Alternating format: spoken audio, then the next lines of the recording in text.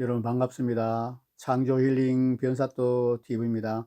변사또 TV는 예수님이 잘 보이는 것으로 구독자 여러분을 모셔다 드리는 채널입니다. 귀 있는 자는 성령이 교회들에게 하시는 말씀을 들을지어다. 아멘. 오늘은 나는 바리새인보다 나은 의를 가지고 있는가 책을 소개해 드리겠습니다. 무엇이 서기관과 바리새인보다 나은 의인가? 본책 117페이지를 읽어드리겠습니다. 예수님은 17절에서 율법이나 선지자를 폐하러 오지 않고 완전하게 하러 오셨다고 말씀하셨습니다. 또 20절에서 제자들의 의가 서기관과 바리새인보다 낫지 못하면 결코 천국에 들어갈 수 없다고 하셨습니다. 그 후 21절에서 48절에서 제자들에게 요구되는 더 나은 의를 자세히 설명해 주셨습니다. 드디어 그것을 살펴볼 차례가 되었습니다. 그런데 그 전에 설명해 드려야 할 것이 있습니다. 마태복음 5장 1절 예수께서 물을 보시고 산에 올라가 앉으시니 제자들이 나온지라. 마태복음은 5개의 강론들과 7개의 이야기들을 교차시켜 놓은 구조로 되어 있습니다. 때문에 베이컨은 다음과 같이 주장했습니다. 마태는 그의 복음서를 고의적으로 5개의 부분으로 나누어 놓고 각 부분이 예수님께서 이 말씀을 마치심에 라는 일정한 문구로 끝나게 하는데, 이는 마태복음의 5책을 모세의 5책과 일치하게 하여 일종의 신약 오경이 되게 하기 위함이다. 일리 있는 주장이고 충분히 가능한 해석입니다. 그러나 저는 여기에 더글라스 헤어의 말을 첨가할 필요가 있다고 생각합니다. 마태는 예수님을 모세보다 훨씬 큰 분으로 생각하고 있기에 모세의 유형론을 강요받고 있지는 않다. 그러나 마태는 그의 독자들이 산상수훈을 모세가 시내산에서 받았던 율법에 대한 하나의 최종적인 해석으로 이해하기를 분명히 바라고 있다. 이러면 균형이 잡히지요. 그래서 저는 구약에서 율법이 있고 신약에는 산상수훈이 있다고 말하고 싶습니다. 그럼 우리는 예수님을 믿을 뿐만 아니라 산상수훈의 말씀을 따라 살아야 합니다. 또 우리가 알아야 할 것은 21절에서 48절에 나오는 6가지 대꾸가 모세가 아니라 서기관과 바리새인들의 가르침을 반박한 것이라는 점입니다. 존 스투트는 예수님께서 부정하시는 것은 율법 자체가 아니라 서기관들과 바리새인들이 저지른 율법의 곡해라고 했습니다. 로이드 존주도 이에 동의했습니다.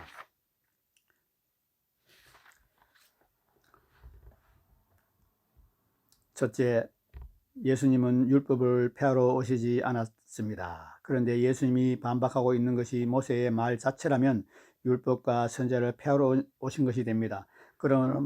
그러므로 모세나 율법을 반박하고 계신 것이 아닙니다. 유대 지도자들처럼 예수님도 율법의 신적인 권위를 인정하셨습니다. 그러므로 예수님의 싸움은 율법 자체에 대한 것이 아니라 그 해석이 잘못된 것에 대한 것입니다. 둘째, 주님이 사용하신 표현이 단서입니다. 예수님은 너희가 모세의 율법에서 읽었으나 라고 말씀하지 않고 옛 사람에게 말한 바 라고 다시 읽어드렸습니다. 옛 사람에게 말한 바, 말하였다는 것을 너희가 들었으나 라고 말씀하셨습니다. 구체적으로 예수님의 설명에는 옛 사람에게 말한 바 하였다는 것을 너희가 들었으나, 혹은 하였다는 것을 너희가 들었으나, 혹은 더 간단하게 하였으나 라는 시작하는 서두에 일정한 문구가 있습니다. 이 문구들의 공통적인 말은 하였으나 인데 헬라어 동사 에레데입니다. 그런데 예수님이 성경을 인용하시면서 사용하던 단어가 아닙니다. 그럴 때 사용했던 단어는 동사와 시제가 다릅니다. 셋째, 예수님이 인용하신 내용에 그 단서가 있습니다. 언뜻 보면 예수님께서 인용하신 것이 율법의 계명들로 보입니다. 예를 들면 살인치 말라, 간음치 말라, 누구든지 아내를 버리거든 이혼중서를 줄 것이라 그러합니다. 그러나 마지막 대꾸에 이르면 비로소 무언가 잘못되는 것을 깨닫게 됩니다. 왜냐하면 내 이웃을 사랑하고 내 원수를 미워하라고 쓰여 있기 때문입니다. 전반부는 확실히 율법의 명령입니다. 그러나 후반부는 율법에 나오지 않습니다. 레위기 19장 18절은 물론 구약 어디에도 나오지 않습니다.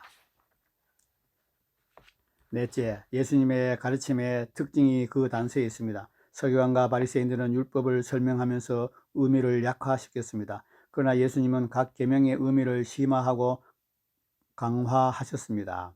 예수님은 결코 계명들의 모순을 지적하면서 그러므로 지킬 필요가 없다고 주장하지 않으셨습니다. 엄격한 가르침을 주시면서 철저히 지켜야 한다고 말씀하셨습니다. 이것은 예수님이 율법을 반대하고 계신 것이 아니라 분명한 증거입니다.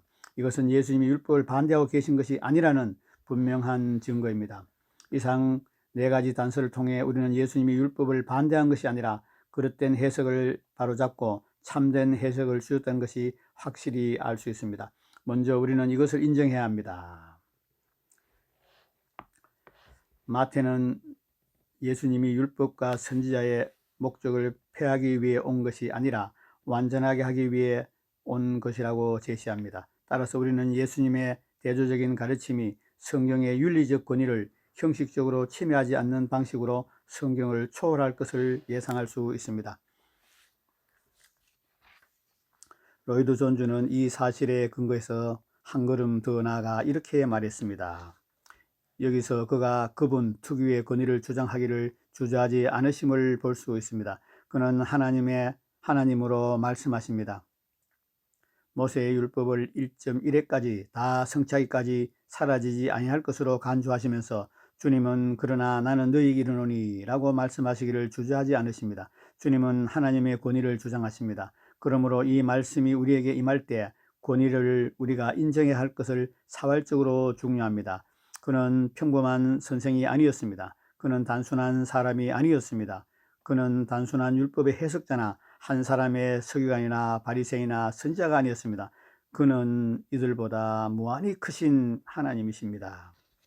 할렐루야, 참으로 아멘입니다. 때문에 저는 이렇게 말하고 싶습니다. 예수님을 임금이 아니라 구주로만 모셔드릴 수 없는 것처럼 선생이신 예수님의 가르침을 무시하고 예수님을 받아들이는 것이 역시 불가능하다. 옳습니다. 때문에 싱클레어 퍼거슨은 이렇게 말했습니다. 예수님은 우리의 구세주시요 주님이시요 구원자시요 스승이십니다. 우리는 이런 예수님을 둘로 나눌 수 없고 반만 믿고 영접할 수도 없습니다. 우리는 예수님을 완전히 믿든가 혹은 완전히 버리든가 양자택일을 해야 합니다. WCC는 정경의 권위와 예수님의 구주로서의 유일성과 주님의 지상명령을 받아들이지 않고도 예수님을 믿고 있다고 착각합니다. 복음주의 교회들 안에서도 많은 이들이 산상수훈에 나오는 말씀들을 그 뜻대로 인정하지 않으면서 예수님을 참으로 믿고 있다고 착각합니다. 그러나 그럴 수 없습니다. 예수님을 참 스승으로 인정하지 않고, 즉 그분의 말씀을 온전한 진리로 인정하지 않고 진정으로 예수님을 영접하거나 제대로 신앙생활 할 수는 없습니다. 우리는 반드시 예수님을 임과 구주로 참으로 스승으로 받아들여야 합니다. 즉 예수님의 피를 의지하고 그의 뜻대로 살기로 결단할 뿐만 아니라 산상수훈에 나타난 그분의 말씀을 따라서 살기로 결단해야 합니다. 왜냐하면 그것은 참 그리스도인이 되는 길이며 그래야 신앙의 정도, 즉 좁은 길을 걸어갈 수 있기 때문입니다.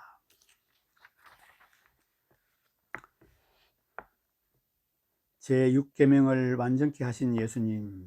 예수님은 율법을 완전하게 하러 오셨습니다. 예수님이 완전케 한 율법을 지키는 것이 서기관과 바리새인보다 나은 의의 길입니다. 그리고 5장 21절에서 48절은 예수님이 율법을 완전케 하시면서 서기관과 바리새인보다 나은 의가 무엇인지 구체적으로 보여주는 것입니다. 이것을 데이비드 터너가 잘 요약했습니다. 5장 21절 48절에서 예수님은 자신의 사역이 율법과 선지자를 폐하러 온 것이 아니라 완전하게 하기 위한 것이라는 점에 비추어 자신의 제자들에게 요구되는 더 높은 의를 설명한다.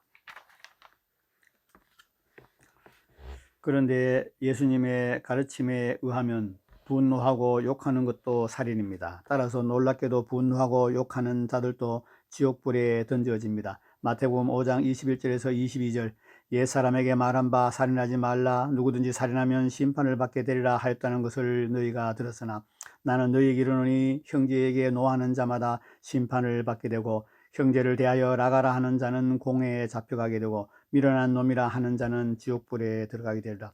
정말 두려운 일이죠. 그러나 신자들 중에 이것을 알고 있는 자가 얼마나 될까요? 그래서 성경을 바르게 배우고 제대로 아는 것이 절대적으로 중요한 것입니다. 여러분 이제 어떻게 해야겠습니까? 먼저 6계명은 나와 상관이 없다는 생각부터 버리십시오. 또 이 설교를 끝까지 잘 듣고 내가 살인자는 아닌가 진지하게 자신을 점검해 보시기 바랍니다. 그리고 만약 그런 죄를 범하고 있다면 즉각 회개하고 예수님께로 돌아오시기를 축복합니다. 유대교는 제6계명을 어떻게 잘못 가르쳤는가? 마태복음 5장 21절 옛사람에게 말한 바 살인하지 말라 누구든지 살인하면 심판을 받게 되리라 하였던 것을 너희가 들었으나. 다음은 예수님과 부자 청년 사이에 오간 대화 중의 일부입니다. 누가복음 18장 20에서 21절 내가 계명을 안 하니 간음하지 말라 살인하지 말라 도둑질하지 말라 거짓 증언하지 말라 내 부모를 공경하라 하였느라. 여짜오되 이것은 내가 어려서부터 다 지켰나이다. 부자 청년은 자신이 간음하지 말라 살인하지 말라 도둑질하지 말라 그리고 그 외의 계명들을 다 지켰다고 했습니다. 왜냐하면 랍비들을 통해 이 구절에 기록되어 있는 것과 똑같은 가르침을 받았기 때문입니다. 심히 안타까운 것은 여전히 교회 다니는 많은 이들이 같은 착각에 빠져 있다는 것입니다. 자신이 살인죄를 짓고 있으면서도 전혀 눈치채지 못하고 있습니다. 얼마나 두렵고 안타까운 일인지 모릅니다. 이동원 목사님은 이런 경고를 했습니다. 아마도 그 당시에 하나님의 백성들은 스스로 성경을 읽어서 이 말씀을 알기보다는 바리새인들로부터 듣는 것에 의존해서 신앙생활을 하고 있었을 것입니다. 오늘날의 많은 성도들이 스스로 성경을 읽고 스스로 말씀을 취하여 이 말씀을 자기의 삶에 적용하기보다는 일주일에 한 번 교회에 나가서 설교자가 증거하는 말씀에 의존하여 신앙생활을 하고자 하는 그런 모습들을 볼 수 있습니다. 그러나 그럴 때 빠지게 되는 위험한 함정이 있습니다. 만약 서기관이나 바리새인의 성경 해석이 바르지 못할 경우 하나님의 뜻에 합당하지 못한 길로 인도될 수 있는 것입니다. 모두에게 매우 필요하고 중요한 경고입니다. 우리가 이런 함정에 빠지지 않으려면 스스로 성경을 읽어야 합니다. 이것이 바로 제가 주일 학교 때부터 한 일입니다.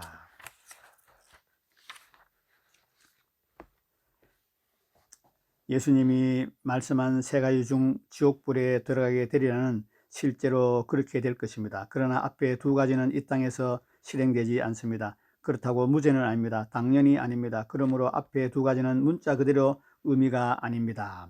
그럼 어떤 뜻일까요? 먼저 심판을 받는다는 것은 세상에서는 분노했다고 심판을 받지 않지만 그것은 분명히 심판받을 죄다. 그 다음 공회에 잡혀간다는 것은 나가라 하는 것은 죄일 뿐만 아니라 사소한 죄가 아니라 매우 심각한 죄입니다. 그 다음 지옥불에 들어가게 된다는 것은 미련한 놈이라 하는 것이 어느 정도로 심각한 죄냐 하면 지옥불에 던져질 정도로 큰 죄라는 것입니다. 이렇게 점진적으로 그 죄들이 심판받아 마땅한 큰 죄이고 결국에는 하나님의 심판을 받고 지옥에 던져지게 만드는 죄라는 것을 일깨워 주고 있는 것입니다. 그러므로 셋 다 지옥에 던져지게 하는 죄들입니다. 이 구절이 실제로 그런 의미라는 것을 보여주는 몇 가지 확실한 증거가 있습니다. 첫째, 두 가지 욕에 큰 차이가 없습니다. 라갈하는 것과 미련한 놈이라 하는 것은 매우 비슷한 죄입니다. 라갈하는 아랍어인데 문자적 의미는 텅 빈, 실질적 의미는 골빈 놈에 해당하는 욕입니다. 둘째, 세 가지 다 살인죄에 해당됩니다. 노하는 것과 라갈하는 것과 미련한 놈이라 하는 것 세 가지가 다 살인하지 말라는 계명에 대한 예수님의 설명입니다. 셋 다 주님이 보실 때는 살인입니다. 왜냐하면 셋 다 6계명을 범한 것이기 때문입니다. 그런데 어떻게 셋 중 하나만 지옥불에 던질 수 있다고 생각합니까? 셋 다 지옥에 던져지는 죄입니다. 셋째, 셋 다 더 나은 의와 관련이 있습니다. 예수님은 너희 의가 서기관보다 바리새인보다 낫지 못하면 결코 천국에 들어갈 수 없다고 단언하셨습니다. 더 나은 의는 율법의 문자가 아니라 정신을 지키는 것입니다. 그런데 셋 다 6계명의 정신을 보여주는 것입니다. 셋 중 어느 것을 범하든 더 나은 의가 없는 것이 됩니다. 그러므로 하나가 아니라 셋 다 지옥에 가는 죄입니다. 넷째, 바울도 분내면 지옥에 간다고 했습니다. 노하는 것은 제일 처음에 나옵니다. 그런데 사도 바울은 욕하는 자들뿐만 아니라 노하는 자들도 천국에 못 들어간다고 분명히 말했습니다. 갈라디아서 5장 19절에서 21절 육체의 일은 분명하니 곧 음행과 더러운 것과 호색과 우상 숭배와 주술과 원수 맺는 것과 분쟁과 시기와 분냄과 당기는 것과 분열과 이단과 투기와 술 취함과 방탕함과 또 그와 같은 것들이라. 전에 너희에게 경계한 같이 경계하노니 이런 일을 하는 자들은 하나님의 나라를 유업으로 받지 못할 것이요. 아멘. 그러니 미련한 놈이라고 하는 자만 지옥불에 던져진 것이 아니라 노하고 라가라하고 미련한 놈이라 말하는 자 모두가 지옥불에 던져집니다. 그러므로 이 중 어느 하나도 가볍게 여기지 마시기를 바랍니다. 참 충격적이지요. 요한일서 3장 14절에서 15절 우리는 형제를 사랑함으로 사망에서 옮겨 생명으로 들어간 줄을 알거니와 사랑하지 아니한 자는 사망에 머물러 있느니라. 그 형제를 미워하는 자마다 살인한 자니 살인하는 자마다 영생이 그 속에 거하지 아니하는 것을 너희가 아는 바라. 아멘. 여러분, 왜 예수님이 형제에게 노하는 자마다 심판을 받게 되고 형제를 대하여 라가라 하는 자는 공의에 잡혀가게 되고 미련한 놈이라 하는 자는 지옥불에 들어가게 되리라고 말씀하신지 아십니까? 살인은 미워하는 마음 때문에 생겨납니다.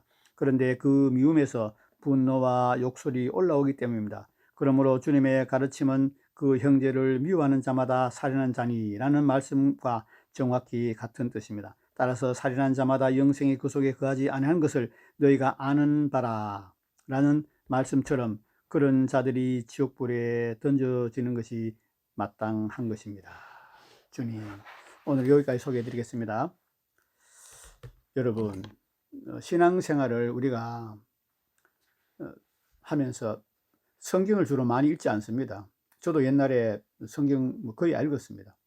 지금 한 17년째 성경을 열심히 읽고 또 주의 종들이 쓴 신앙서적을 많이 읽으면서 지금 유튜브 방송도 하고 있습니다만은 제가 17년 전으로 돌아가면은 그냥 주일날 가서 한 30분 설교 듣는 게 다였습니다.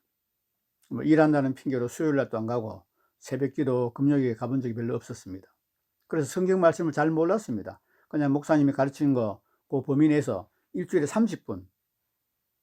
여러분, 하루가 24시간이고 일주일이면 얼마나 많은 시간입니까? 그 많은 시간 중에 30분 설교 듣고 그 말씀 중에 한 5%도 제대로 이해하지 못했습니다. 그러면서 아멘하고 기도하고 집으로 왔습니다. 그러니 신앙이 영적 성숙이 일어날 수가 없죠. 여러분, 예수님이 경고하셨습니다. 나는 바리새인보다 서기관보다 나은 의를 가지고 있는가?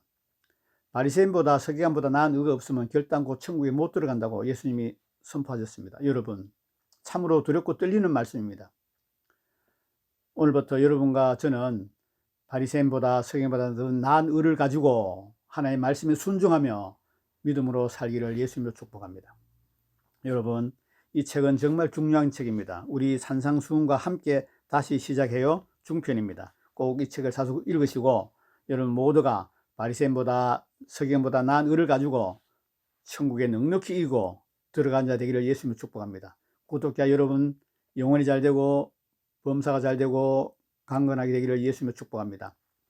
창조 힐링은 진리 회복과 종교개혁, 천하보다 귀한 영혼을 구원하는 것이 목적입니다. 귀 있는 자들은 성령이 교회들에게 하시는 말씀을 들을지어다. 아멘. 끝까지 시청한 여러분 감사합니다.